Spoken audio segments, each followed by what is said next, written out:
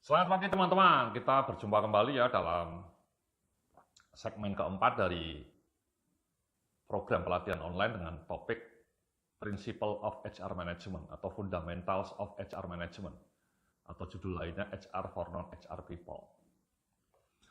Di dalam segmen ini kita akan belajar mengenai Employee Performance Management ya, di belakang saya.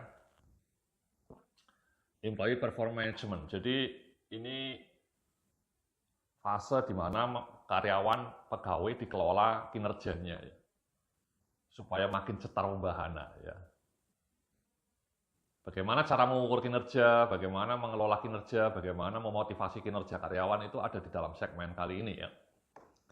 Di slide berikutnya Anda bicara mengenai mengapa performance appraisal ya. Jadi manfaatnya penilaian kinerja memberikan informasi mengenai keputusan yang akan dibuat tentang promosi dan gaji. Penilaian kinerja memberikan peluang bagi manajer dan anak buahnya untuk duduk dan mereview perilaku kerja apa yang harus dikembangkan dan kemudian menyusun rencana perbaikannya. Penilaian kinerja memberikan peluang yang bagus untuk mereview rencana karir seorang berdasarkan kekuatan dan kelemahan mereka.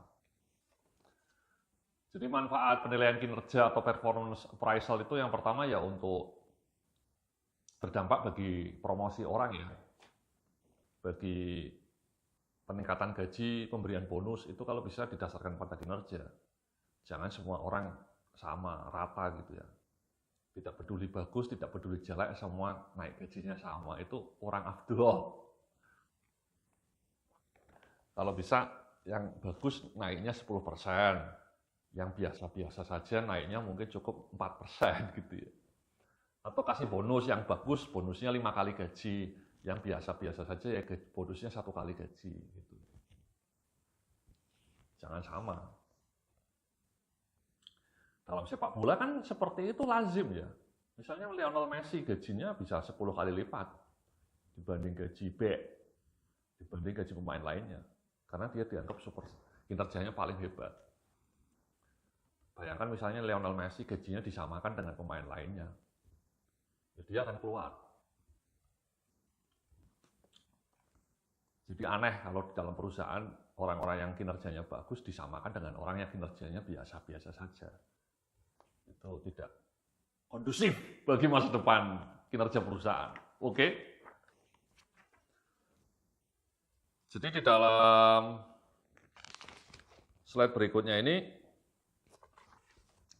saya bicara mengenai siklus performance appraisal ya. Yang pertama penentuan rencana kinerja ya. Jadi tidak di awal tahun kalau bisa Anda punya KPI.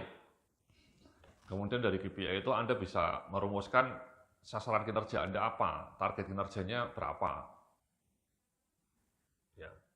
Misalnya kalau marketing ya, target penjualannya misalnya 10 miliar, itu kan target kinerja. Atau mendapatkan 1000 pelanggan baru, itu kan target kinerja. Kalau Anda orang HR ya targetnya misalnya rekrutmen karyawannya tepat waktu, sesuai dengan kebutuhan.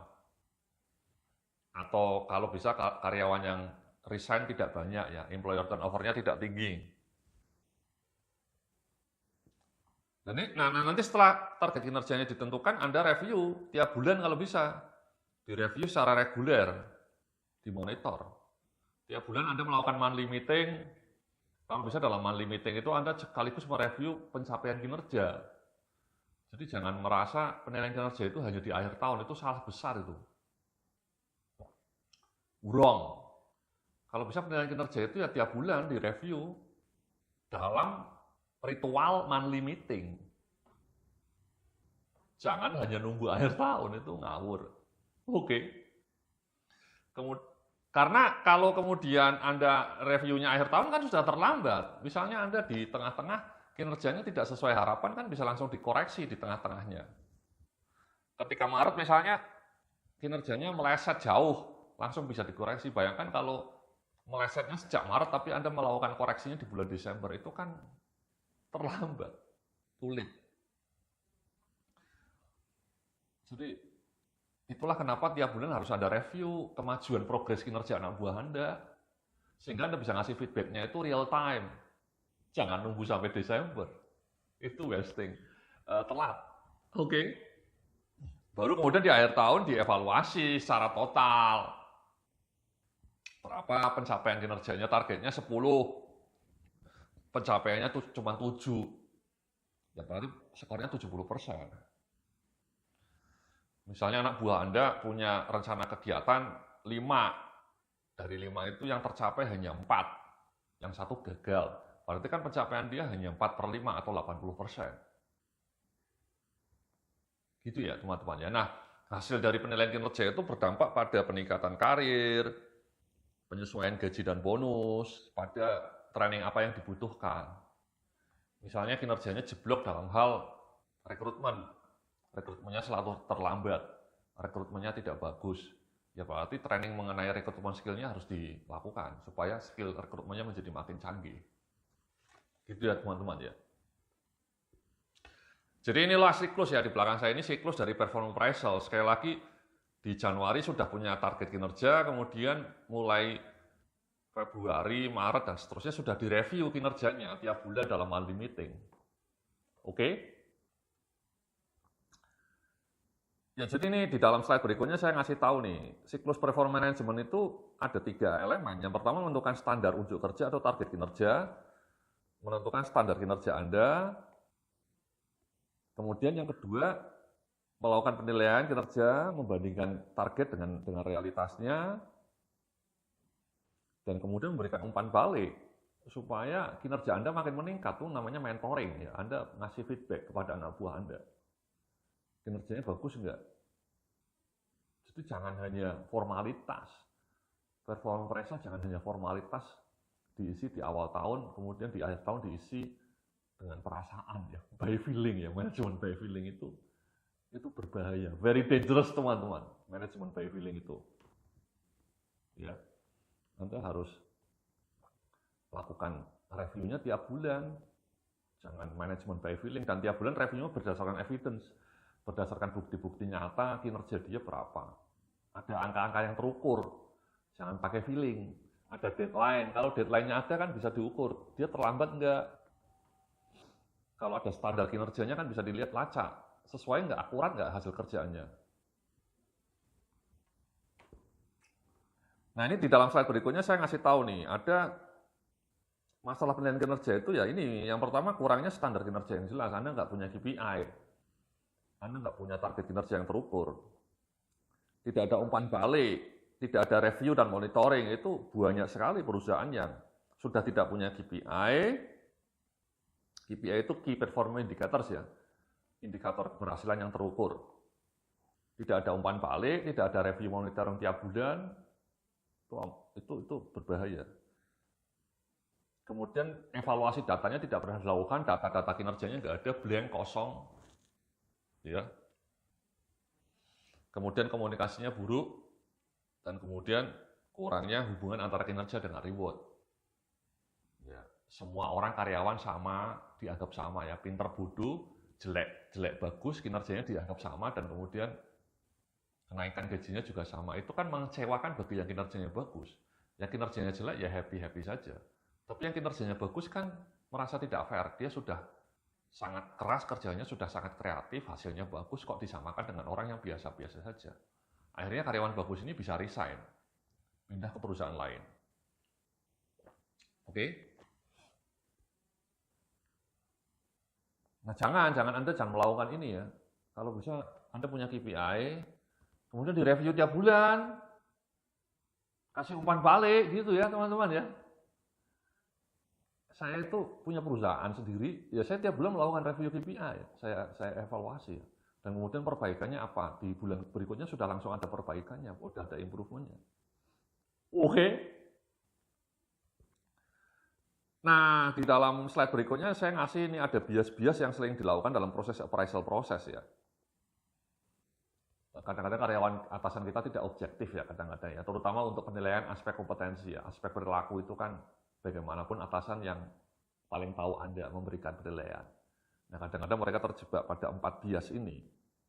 Yang pertama halo efek ya, 1 atau 2 kesan baik dari seorang pegawai dijadikan dasar untuk menyimpulkan keseluruhan kualitas pegawai tersebut. Jadi halo efek itu bisa negatif, bisa positif. Yang positif misalnya ada atasan senang dengan satu aspek dari karyawan tersebut. Mungkin karyawan ini enak diajak ngobrol sama atasannya gitu ya. Kan nyambung kalau ngobrol sama atasannya. Nah, kemudian atasannya menyimpulkan bahwa seluruh aspek kinerja dari anak buah ini bagus. Padahal belum tentu, dia hanya bagus kalau ngobrol dengan atasan.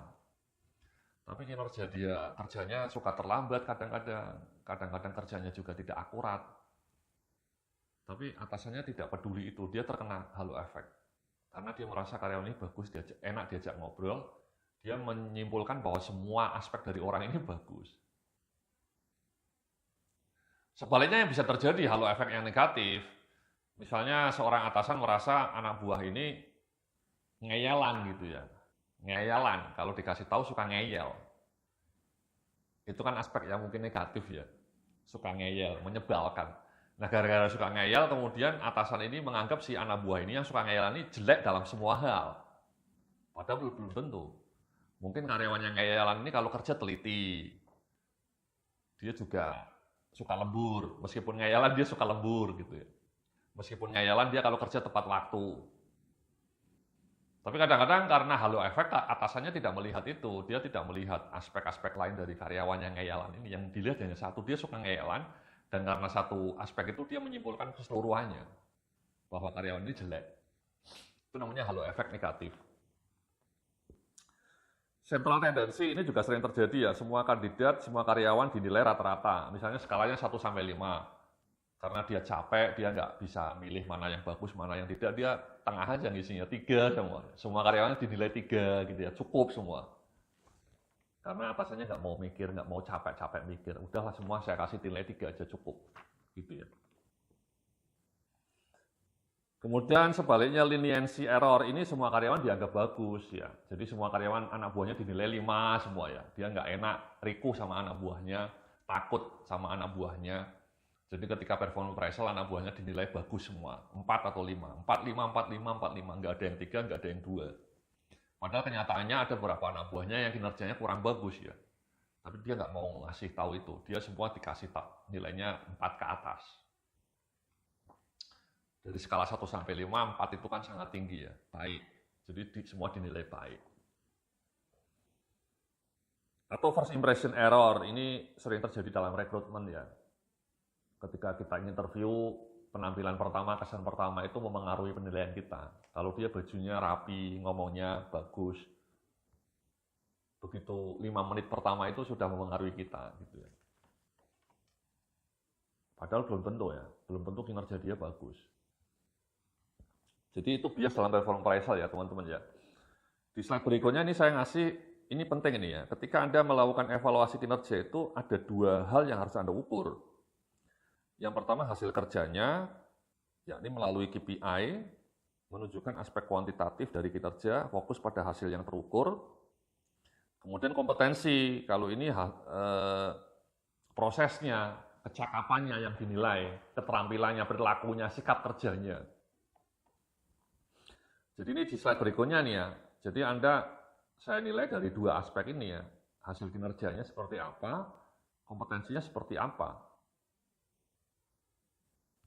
Ya, contohnya yang hasil kinerja nih di halaman berikutnya ya. Ini misalnya Anda targetnya seperti ini ya. Melakukan assessment, ya, bikin improvement system yang bagus, melakukan training, melakukan on the job training. Nah, targetnya terukur kan, itu Anda bisa lihat kan. Nomor 1 misalnya semua karyawan, itu kan terukur semua, all employee itu kan semua karyawan, 100% karyawan mengumpulkan KPI. Yang kedua targetnya juga terukur ya, 100% selesai akhir tahun. Yang ketiga semua ya, berapa? 10. Auto conduct 6 training program, ada 6 program. Kalau yang nomor 4 targetnya hanya 90% saja. Itu semua targetnya terukur Pak. Ya teman-teman ya, bapak ibu-ibu ya. Targetnya terukur dan bisa dinilai dengan bagus. Oke, itu namanya hasil kinerja. Nah, kemudian yang nomor 57 slide berikutnya ini namanya kompetensi. Ya. Jadi kalau yang halaman 57 ini kita mengandalkan penilaian atasannya. Skalanya 1-5. Anda bagus nggak skalanya? Ya, 1-5. Kalau yang 5 itu sangat bagus, 5 itu sangat buruk. Ya, dalam berbagai dimensi, Anda bisa lihat nih ya. Dari dimensi leadership-nya, dimensi inovasinya. Dimensi-dimensinya Anda bisa ubah-ubah ya sesuai dengan kebutuhan perusahaan Anda ya. Misalnya kompetensi di perusahaan Anda yang paling penting customer service, atau communication skills, atau leadership, atau problem solving, atau planning. Anda desain itu, kemudian atasannya tiap akhir tahun diminta ngisi dari 1 sampai 5. Mungkin setahun 2 kali lah, di tengah tahun sampai akhir tahun. Kalau yang dimensi perilaku atau kompetensi ini memang pakai judgement ya, tidak begitu terukur ya. Jadi memang atasannya melihat keseharian karyawannya, kemudian dia nilai kecakapannya, sikap kerjanya, kompetensinya. Jadi ini memang sangat tergantung atasannya. Karena tidak begitu terukur ya. Tapi mau nggak mau, aspek ini tetap harus dinilai. Ya. Karena dimensi ini juga penting, perilaku ini. Dilengkapi dengan tadi, dimensi yang pertama, hasil kinerja, yang terukur, kapan selesainya, berapa orang yang harus ikut training, berapa kali trainingnya, berapa persen penyelesaian sistemnya, itu kan terukur semua, tidak bisa pakai feeling, ada buktinya. Jadi kalau yang KPI itu lebih terukur, lebih objektif. Nah, 2 dimensi itu Anda gabung, mungkin dianggap bobotnya sama lah ya, 50-50. Ada beberapa perusahaan yang kasih bobot beda, misalnya KPI bobotnya 60%, yang kompetensi cukup 40%. Itu tergantung kebijakan manajemen. Saran saya mungkin 50-50 saja ya. Jadi 50% dianggap rata. Jadi misalnya skor kompetensinya 70, skor KPI-nya 80. Jadi tambah 80 tambah 70 bagi 2. Jadi 75 nilainya dia. Ya, contoh lain misalnya skor kompetensinya 60, skor KPI-nya 70. Ya 70 tambah 60, 130 ya. Dibagi 2, nilai dia jadi 65. Jadi itu teman-teman ya, jadi performance appraisal itu kalau bisa ada 2 dimensi, jangan hanya 1. Banyak perusahaan yang hanya pakai sikap kerja doang, kompetensi doang yang dinilai, KPI-nya nggak punya. Itu kurang afdol.